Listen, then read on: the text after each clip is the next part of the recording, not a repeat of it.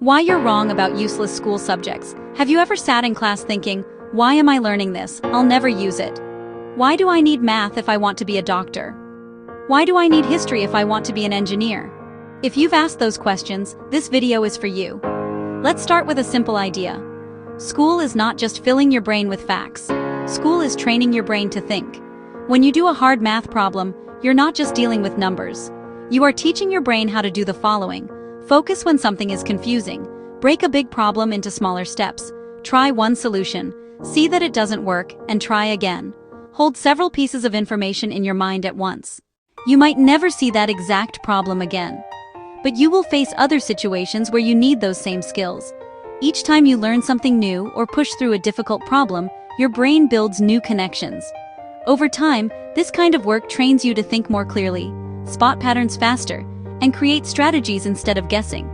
Even if you never see that specific question again, you will see other problems where you can reuse the same tools, methods, and tactics, and solve things that once felt impossible.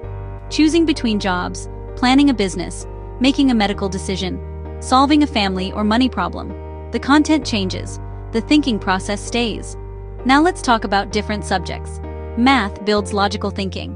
You learn to follow steps in order, check your work, and see patterns. In real life, that becomes comparing options, spotting risk, and making decisions that are not based only on emotion.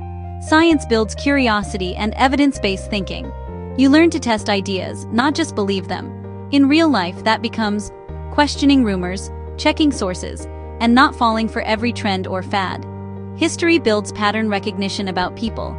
You see how choices made by leaders and ordinary people led to good or bad outcomes. In real life, that becomes understanding consequences before you act, and seeing how human nature repeats. Literature and language build emotional intelligence. You step into other people's minds, feelings, and experiences. In real life, that becomes reading the room, understanding your patients, your clients, your coworkers, your family. Even if you forget the exact dates, formulas, and names, the mental training remains. Here's what is happening inside your brain. Every time you struggle to understand something new, your brain is forming new connections between neurons. It's like building new roads in a city. The first time you drive on a new road, it feels slow and confusing. After a while, it's automatic. That's what learning does. You are wiring your brain for problem solving, persistence, creativity, and adaptability. You may never again need that specific chemistry equation, but you will need the skill of looking at a complex situation, finding the key information, and building a solution step by step. Think about this. The person who learns how to learn will always beat the person who only knows one narrow thing. Jobs change.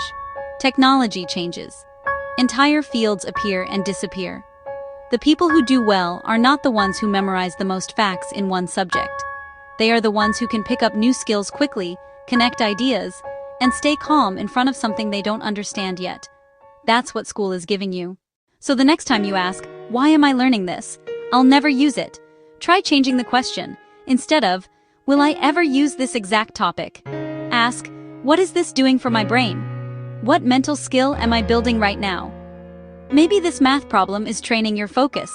Maybe this history essay is training your ability to build an argument. Maybe this science lab is training your ability to test ideas instead of guessing. You don't have to love every subject. You don't have to turn everything into your passion.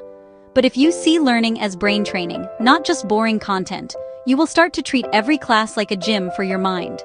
And years from now, when you are faced with a tough decision, a new job, a crisis, or an opportunity, you will be using the wiring you built today.